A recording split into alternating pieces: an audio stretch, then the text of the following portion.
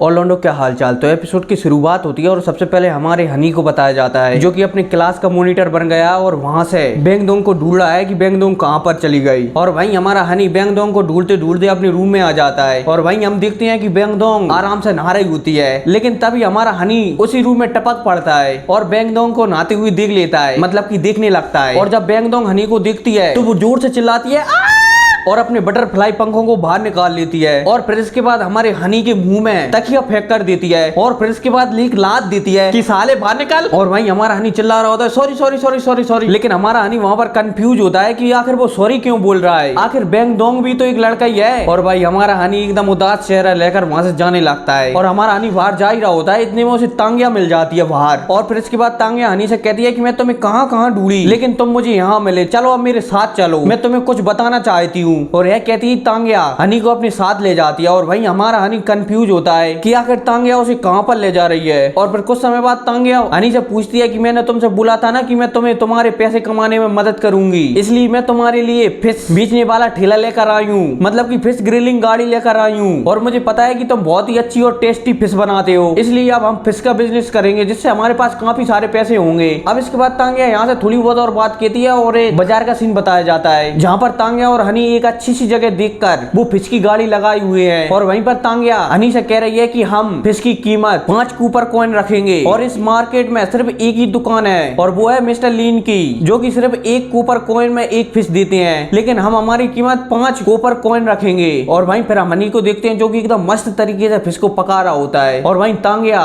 उस फिश की खुशबू ले रही होती है और इसके अलावा हनी की तारीफ पर तारीफ कर रही होती है कि वाह हनी, तुम तो वास्तव में सबसे अच्छी फिश बनाते हो, इसलिए हम इसकी प्राइस 5 कूपर कॉइन रखेंगे। अब इसके बाद हनी हमारा पूरी तरह से फिश को तैयार कर तांगिया को दे देता है और वहीं तांगिया फिर कहने लगती है आओ आओ गर्मा गर्म फिश, खुशबूदार फिश, ताजी ताजी फिश, सिर्फ 5 कूपर कॉइन में, चेक कर जाओ। लेकिन भाई तांगिया की इस बात पर कोई भी ध्यान नहीं देता क्योंकि हमारी तांगिया ने फिश का प्राइस बहुत ही ज्यादा रख दिया था, इसलिए उसकी फिश को कोई देख भी नहीं रहा था। और वहीं तांगिया चिल्लाते चिल्लाते परेशान हो जाती है, इसलिए वो दाम घटाती है और 4 कूपन कॉइन कर देती है। और फिर इसके बाद 3 कूपर कॉइन, 2 कूपर कॉइन और फिर 1 कूपर कॉइन। लेकिन भाई फिर भी हमारे हनी की फिश नहीं बिच रही होती हैं, जिसके कारण हमारी तांगिया गुस्से के मारे पागल हो जाती है। लेकिन फिर गुस्सा होने के बाद वो चुपचाप शांत बैठ जाती है, लेकिन वो कहती है कि हम ऐसा हार नहीं मान सकते, इसलिए वो अपना नया बैनर लगा देती है कि फ्री में फिश खाओ, फ्री में फिश खाओ। और भाई उसकी ऐसी बातें सुनकर और उस बैनर को पढ़कर एक वहां पर टूपी मास्टर आ जाता है, मतलब कि एक आदमी आ जाता है और वो हमारे हनी से कहने लगता है कि इस फिश में आखिर क्या खराबी है जो आप इसे फ्री में बेच रहे हो। लेकिन जब वो आदमी उस फिश का टेस्ट देखता है तो वो खुशी के मारे चिल्लाने लगता है कि ये फिश तो बहुत ही ज्यादा टेस्टी है। और भाई उस आदमी की यह बात सुनते ही आस-पास के लोग हमारी हनी की फिश खाने के लिए आने लगते हैं। लेकिन तभी तांगिया अपना दिमाग लड़ाती है और उन सबसे कहती है कि अब फिश का ऑफर खत्म हो गया, इसलिए अब आपको फ्री में फिश नहीं मिलेगी बल्कि 1 कूपर कॉइन पर फिश मिलेगी। और फिर क्या इसी के साथ हमारे हनी की फिश बेचने लगती है और वहीं तांगिया दिमाग लड़ाती है और फिश की प्राइस बढ़ाने लगती है 3, 4, 5 कूपर कॉइन। और भाई हमारे हनी की धड़ाधड़ फिश बेचती जा रही होती है और तांगिया भी अपने बिजनेस को इस तरह से देखकर बहुत खुश हो रही होती है। लेकिन तभी हमें वहां पर एक नई लड़की को बताया जाता है जिसका नाम जियांग लिंग होता है और वो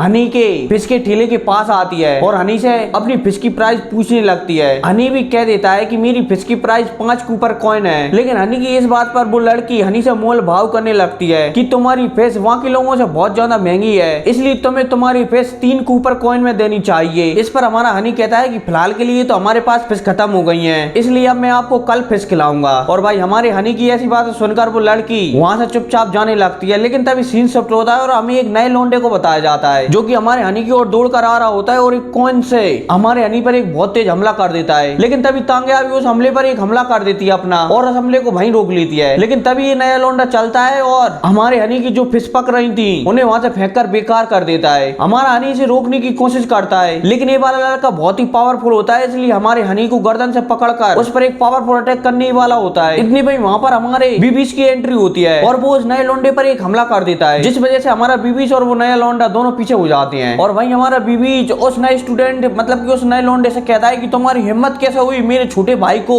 चोट पहुंचाने की, तुमने मेरे भाई का जो भी नुकसान किया है उसकी तुम्हें भरपाई करनी होगी वरना मेरे साथ एरिना में फाइट करने के लिए तैयार हो जाओ। तो वो नया लोंडा जिसका नाम सू सांसी होता है वो भी कहता है कि तुम्हारे भाई ने हमारी प्रिंसेस जियांग नाम की बेइज्जती की है, इसलिए मैं इससे बदला लेना चाहता हूँ। इतनी में तांगिया गुस्सा हो जाती है और वो अपना एक अटैक इस नए स्टूडेंट पे कर देती है, जिससे भाई एक सुई इस नए स्टूडेंट में घुस जाती है, जिससे उसे दर्द होता है, लेकिन उस दर्द को वो अपने चेहरे पर नहीं आने देता और वो एटीट्यूड में कहता है कि ठीक है, अगर तुम चाहते हो कि इसका फैसला एरिना में ही हो तो ठीक है, हम इसका फैसला एरिना में ही करेंगे। और वहीं तांग्या बीवी से कह रही होती है कि तुम इसकी बकवास बातें क्यों सुन रहे हो, इसके गालों में 2-4 रैपट क्यों नहीं लगाते। और वहीं फिर वो नया स्टूडेंट मतलब कि नया लौंडा बीबीच के पास आकर उसे कहता है कि ठीक है, अगर तुम चाहते हो कि इस बात का फैसला एरिना में ही हो तो ठीक है। और भाई उस नए स्टूडेंट की है कहते ही सब लोग एरिना की ओर जाने लगते हैं और चारों तरफ खबर फैल जाती है कि भाई 2 सीनियरों का मुकाबला होने वाला है, मतलब कि उनके बीच एकदम तगड़ी फाइट होने वाली है, लगे तेरी। इसलिए भाई आसपास के सब लोग एरिना में पहुंचने लगते हैं और चारों तरफ खबर फैल जाती है। और फिर इसी के साथ सीन शिफ्ट होता है और हमें ब्यूटीफुल एरिना का सीन बताया जाता है, जहाँ पर एकदम चारों तरफ हल्ला चोट चिल्ला चोट बच रही है। और वहीं तांग्या हमारे हनी से कह रही है कि बीबीज और सुशांशी ये दोनों एक दूसरे एकेडमी के टॉप स्टूडेंट है और दोनों के पास 10,000 साल पुरानी सोल रिंग भी है। और फिर इसके बाद तांग्या हमारे हनी को यहाँ पर इन दोनों के बारे में और भी बताती है। और फिर इसी के साथ सीन शिफ्ट होता है और हमें सुशांशी और बीबीज को बताया जाता है, जो कि आपस में बात कर रहे होते हैं। और वहीं बीबीज सुशांशी से कह रहा होता है कि मैं एरिना में तुम पर किसी भी प्रकार से दया नहीं करूंगा। और भाई वो सुशांशी कह रहा होता है कि मुझे पता नहीं था कि तांग्या इतनी ज्यादा बेरहम हो जाएगी। लेकिन तभी उस कमरे में एक लड़की आ जाती है और वो बीबीज और सुशांशी से कहती है कि अगला मैच तुम्हारा ही होने वाला है। तो तभी सुशांशी